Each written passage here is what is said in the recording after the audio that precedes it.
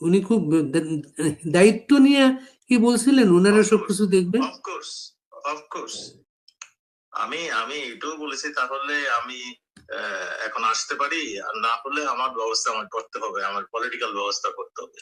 বলো না, এটা আমার উপরে ছেড়ে দেবে।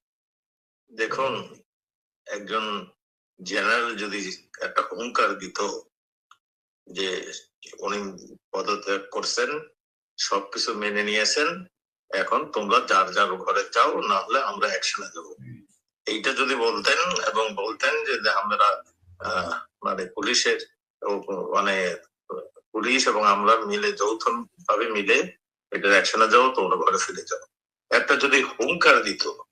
আমরা তো আগেও দেখছি, জিয়াউর রহমান সাহেবকে দেখছি, এরশাদ সাহেবকে দেখছি, তারা হুঙ্কার দিয়েছে আর সব ব্যবস্থা হয়ে গেছে, কেউ বের হয়নি। ইন্ডিয়ান এক্সপ্রেসের ওই বক্তব্যটা স্যার আমরা যখন পড়লাম, তখন মনে হচ্ছে আমরা আসলে আপনি এই কথা কোনো জিজ্ঞেসও করি নাই, জানতেও চাইনি আসলে কি হয়েছিল শেষের দিকে এসে। ওইখানে আপনি বলছিলেন ওই যে 4 তারিখ রাতে ওই যে বৈঠক ছিল, ওইটা হয়েছিল, তার বিস্তারিত হয়ে বলেছি। এবং উনি খুব কনফিডেন্ট নিয়ে কি বলছিলেন যে ওনারা সবকিছু দেখবেন। উনি খুব দায়িত্ব নিয়ে কি বলছিলেন ওনারা সবকিছু দেখবেন। অফকোর্স অফকোর্স আমি আমি এটাও বলেছি, তাহলে আমি এখন আসতে পারি, আর না হলে আমার ব্যবস্থা আমার করতে হবে, আমার পলিটিক্যাল ব্যবস্থা করতে হবে। বলো না, এটা আমার উপরে ছেড়ে দেবে। মানে এটার পরে আপনার আইজিপি কে বললেন ওনার অধীনে সবকিছু করার জন্য। হ্যাঁ, ওনারা বললেন যে আপনারা বসেন, তাহলে কালকে কি করবেন সেই অনুযায়ী চিন্তা করেন। এরপর কি ওনারা বসলেন না চলে গেছিলেন? আমি চলে আসছিলাম, যেহেতু উনি দায়িত্ব নিয়েছেন। আমার বাসাও আবারও মানে কোন কয়েকজন সেক্রেটারি সাহেব অপেক্ষা করতেছিলেন, আমি সেই জন্যই চলে গেছিলাম। এমনি কি মনে হয় পরিস্থিতির কারণে আসলে ওনারা চাইলেও কিছু করতে পারেন নাই? দেখুন, একজন জেনারেল যদি একটা হুঙ্কার দিত যে উনি পদত্যাগ করছেন, সবকিছু মেনে নিয়েছেন, এখন তোমরা যার যার ঘরে যাও, না হলে আমরা অ্যাকশনে দেব, এইটা যদি বলতেন এবং বলতেন যে আমরা মানে পুলিশের মানে পুলিশ এবং আমরা মিলে যৌথ ভাবে মিলে এটার অ্যাকশনে যাও, তোমরা ঘরে ফিরে যাও, একটা যদি হুঙ্কার দিত। আমরা তো আগেও দেখছি, জিয়াউর রহমান সাহেবকে দেখছি, এরশাদ সাহেবকে দেখছি, তারা হুঙ্কার দিয়েছে আর সব ব্যবস্থা হয়ে গেছে, কেউ বের হয়নি। জিয়াউর রহমান তো আপনার মনে আছে কয় বছর কারফিউ দিয়ে রেখেছিল রাত্রে?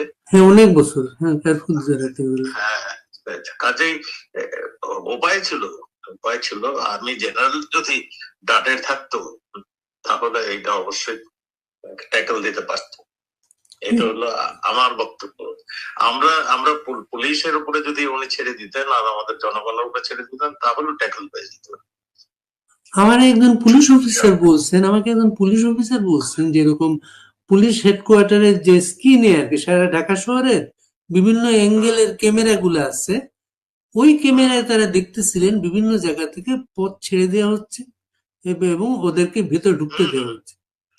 শুধু ঢুকতে দেওয়া হয়েছে না, উত্তরায় তারা ফুলও ছিটিয়েছে। এবং আসলে গণভবনে যখন ঢুকতে দিল, তাদেরকে পথ ছেড়ে দিল, ওই ছবিটা লাইভ দেখে মনে হয় সারা ঢাকায় সারা দেশে আক্রমণটা শুরু হয়ে গেল। সেটা হ্যাঁ, ওইটা যখন উত্তরা ছেড়ে দিল এবং তাদের ফুল ছিটালো, এই ভিডিওটা চলে গেছে সমস্ত ঢাকায়। তখন ওই যাত্রাবাড়ি ওইখান থেকে মানে ছেড়ে দেওয়া হলো, শাহবাগে ইউনিভার্সিটি থেকে চলে আসলো, মোহাম্মদপুরে আগে থেকে একটু ওই যে ইসেরা মাদ্রাসার শিক্ষক ছাত্ররা এখানে জড়ো হয়েছিল, তারাও চলে আসলো। চলে আসে সব, একটা সেনাবাহিনীর প্রধান যদি গণভবন রক্ষা করতে পারে না, এটা কি আপনি বিশ্বাস করেন? তা তো অবশ্যই। এটাই হলো কথা। যাই হোক, আর কি শুনতে সমস্ত দুর্ভাগ্য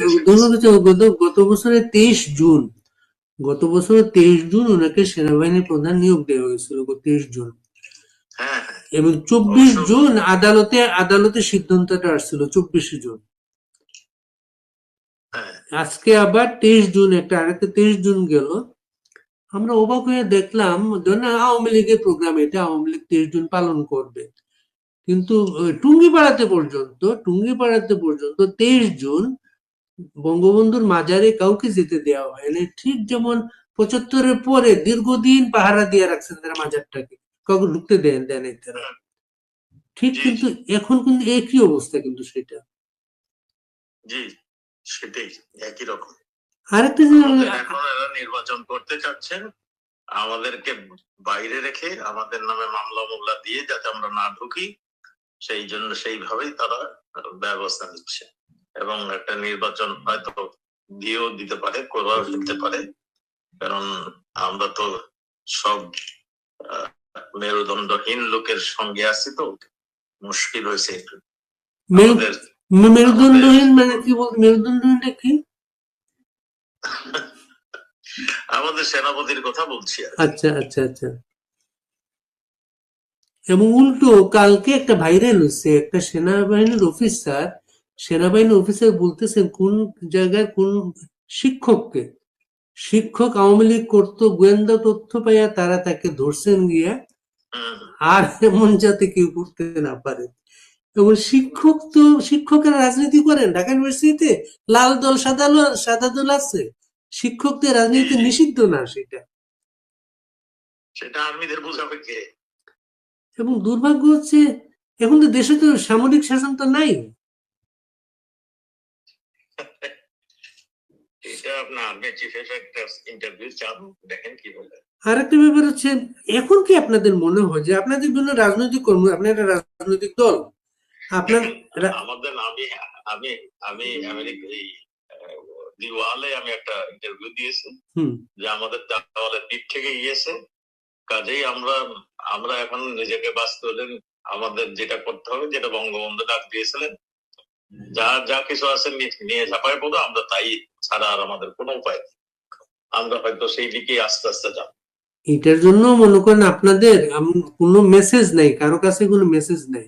যেমন লন্ডনে যে প্রোগ্রামটা হয়েছে 23 জুন, বিশাল ব্যাপার লন্ডনে, এবং নানা জায়গায় বাইরে প্রোগ্রাম হচ্ছে, দেশে বিচ্ছিন্ন ভাবে কাজগুলো হচ্ছে, দেশে অনেকে কাজ করতে চায়। এটা এটা দেখেন, আপনি তো সাংবাদিক মানুষ, সব খবর জানেন। ওয়ার্ড লেভেলের মেম্বার যারা আওয়ামী লীগকে ভালোবাসে, ঠিক ভোট দিতে যায়, এর চেয়ে বেশি তো কিছু করে না তারা, তাদের নামে পর্যন্ত মামলা, তারাও পর্যন্ত বাড়ি ছাড়া পেয়ে গেছে। মানে ইসের মানুষ চলে গেছে, ওই ঢাকার মানুষ চলে গেছে ময়মনসিংহ এর মানুষ গেছে দিনাজপুর, আর যারা নেতা তারা সব এই ভারতবর্ষে চলে আসছে। এখন তো মানে আমরা যাকেই তারা করতেছে, তাকেই অ্যারেস্ট করতেছে, তাকে নিয়ে ঝামেলা শুরু করে দিয়েছে। তো এইরকম একটা পরিস্থিতি। তো 5 আগস্টের পরে কখন আপনি যান ভারতে? কোথায়? ভারতে? হ্যাঁ হ্যাঁ। আমি প্রায় 1 মাস ছিলাম ঢাকাতে। তারপরে বাধ্য হয়ে দেখলাম আমাকে খুঁজতে একবারই তছনছ করে ফেলছে, আর একবারে মানে এইখানে সেখানে যাচ্ছে, তখন আমি চলে আসছি। মানে এরপরে একটা ছবি পাওয়া গেছিল, অনলাইনে আসছিল, এটা পার্কে বসা, কলকাতার একটা পার্কে বসা আপনি। হ্যাঁ, ওইটা তো সেপ্টেম্বর মাসে, সেপ্টেম্বর কি অক্টোবরে। আপনি সেপ্টেম্বরের আগে গেছেন তাই তো? না, আমি 9 সেপ্টেম্বর গেছি। আচ্ছা আচ্ছা। পার্কে আসছিলাম, ওখানে আমাদের কয়েকজন নেতা ওখানে দাঁড়িয়েছিল, অসীম কুমার উকিল, তার স্ত্রী, এরা দাঁড়িয়েছিল। আমাকে একটু আমি গাড়িতে যাচ্ছিলাম, তখন আমাদের ডাক দিল, তাই পার্কের ভিতরে ঢুকেছিলাম। আর মনে করেন আপনারা আসলে এই যে মনে করেন আপনাদের ছাড়া ইলেকশন করার চেষ্টা চলতেছে, শেখ হাসিনার বিরুদ্ধে মামলায় তারা উকিল নিয়োগ দিচ্ছে, তারা একজন দিয়েছে, আমাদের ফাঁসি ঘোষণা করে দিবে, তাহলে তো আমরা অনুপযুক্ত হয়ে যাবো অফিসের জন্য। মামলায় উকিল যাকে ঘোষণা দেওয়া হয়েছে তিনি শেখ হাসিনার ফাঁসি চান, তিনিও শেখ হাসিনার ফাঁসি চান। হ্যাঁ, সে তো জামাতের লোক। বাদী বিবাদী সবাই কিন্তু এক পক্ষের, কিন্তু এখানে। হ্যাঁ হ্যাঁ। এই কারণে কি আপনারা কোনো উকিল দিচ্ছেন না? কোর্টে? আমাদের কোনো উকিল ঢুকতে দেয় না। আরে এটা জানেন না আপনি? হ্যাঁ, হ্যাঁ। আমাদের কোনো উকিল ঢুকতে দিচ্ছে না। এবং এই আইনে নাকি এইরকম যে আমি যদি উকিল রাখি তাহলে আমার কোর্টে মানে কোর্টে এসে ওই করতে হবে, ওটাকে কি বলে, আত্মসমর্পণ করতে হবে। হ্যাঁ, আত্মসমর্পণ করে উকিল রাখতে হবে। কাজেই এই আইনের এই তো আপনারাও যখন ক্ষমতায় ছিলেন তখনও তো খেয়াল করেন না এটা আপনারা। এইগুলি ভাইয়েরা, এগুলো তো আমার কাজ ছিল না, আইনমন্ত্রীর কাজ ছিল, মাননীয় প্রধানমন্ত্রীর কাজ ছিল। এইগুলো আমাকে জিজ্ঞাসা করে লাভ হবে না। এইগুলি মানে আইনমন্ত্রী হচ্ছে ভয়ানক স্লো ছিলেন, এখানে আর বলে কিছু লাভ নেই, আমাদের দুর্ভাগ্য। আইনমন্ত্রী স্লো থাকার কারণে তো কত মামলা ঝুলেছিল বছরের পর বছর। অনেক মামলা চলেছিল, এই মামলাগুলো শেষ করে দিতে এগুলো আমাদের, আমরাও তো মনে করছিলাম একটা গুড গভর্নেন্স তৈরি করবো, আমাদের দলীয় নেতা কর্মীর নামও মামলা ছিল, সেইগুলো তো এখন আরো কঠিন হয়ে গেছে। এবং তারা সব মামলায় আজকে তারা খালাস পেয়ে গেল তারা। ঠিক আছে ভাইয়া, আবার একটু কথা বলে আমি একটু। আচ্ছা, আজ আমি শেষ কথাটা হচ্ছে ইলেকশনটা না, ইলেকশনটা তো ওরা একা একা ইলেকশন করতে চাচ্ছে তারা, আপনার নিবন্ধন নেই। তারা ইলেকশন করতেছে, আপনার ওই বিএনপি এটাকে চরম ভাবে সমর্থন দিচ্ছে একা একা ইলেকশন করার জন্য। আমাদের নেতা কর্মী যারাও এখানে আছে তাদেরকে ধরিয়ে দিচ্ছে, মানে আটক করে দিচ্ছে আওয়ামী লীগ বলে বলে। তো এইগুলোই চলছে। তো আমার মনে হয় ইলেকশন কিভাবে হবে খোদাই জানে। ইলেকশন তো আমাদের জন্য, এই ইলেকশনটা একটা সুইসাইডাল হবে আমার মনে হয়। কারণ আমাদের নেতা কর্মীদের যেতে দেবে না ইলেকশনে, ওখানে যেমনি সিল মেরে ইলেকশন জিতে নিয়ে যাবে, তাহলে কি হলো, দশাটা কি হবে? এই যে আমার কোশ্চেন থেকে যায়, এই যে আত্মহত্যা বলছে, ইলেকশনের নামে আত্মহত্যা, এই যে আত্মহত্যাটা কার? কোনটা বললেন? ওই যে ইলেকশনটা বলতেছেন একজন আত্মহত্যার সামিল হবে, এটা আত্মহত্যাটা কার? ইলেকশন মানে আমাদের, আমি এটা আমার পার্সোনাল কথা, ইলেকশনে আওয়ামী লীগ যদি এই অবস্থায় যায়, এই অবস্থায়, তাহলে আমাদের আত্মহত্যার মতো হবে। আপনার তো নিবন্ধন নেই, আপনি যাবেন কিভাবে? আপনার তো নিবন্ধন নেই। সেইটাই তো, নিবন্ধন নেই আমাদের, মানে সেটা তো বুঝতেই আছেন, আমাদের ছাড়া ইলেকশন করে ফেলবে। ঠিক আছে, ভালো থাকবেন। আসসালামু আলাইকুম। জি, আসসালামু আলাইকুম।